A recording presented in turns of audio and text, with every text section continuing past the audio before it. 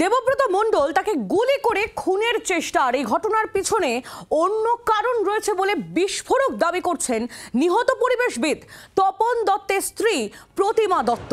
তপন দত্তের হত্যাকাণ্ডের ঘটনায় চার্জশিটের নাম ছিল এই দেবব্রত মণ্ডলের, এমনই দাবি করছেন প্রতিমা দেবী।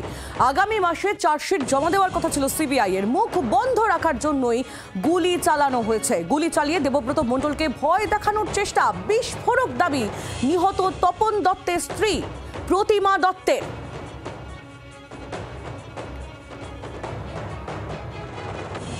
সালে 6 মে আমার স্বামী মার্ডার হয়। সেই মার্ডারের চার্জশিটে ওর নাম ছিল। কিছুদিন যাবৎ সিবিআই এর অ্যাক্টিভিটিস বেড়ে গেছে।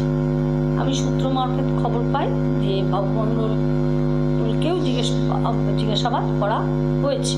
আমার মনে হচ্ছে যে যেহেতু বাবু মণ্ডলকে জিজ্ঞাসাবাদ করা হচ্ছে, সেহেতু তাতে যারা এই কাজটা করেছিল, যারা প্ল্যানটা করেছিল, তারা ভয় পাচ্ছে। তারাই বাবু মণ্ডলকে মানে চুপ করে থাকার জন্য এই আঘাতটা দিল, ভয় দেখানোর জন্য। ওর বুকের উপরে বসে বাবু মণ্ডলে ওই ছেলেটি মারছিল, বাসু চৌধুরী মারছিল। তো কোনো ব্যাপার ছিল না যে রিভলভার দিয়ে বুকে মাথায় গুলি করে দেওয়া কি বুকে গুলি করে দেওয়া।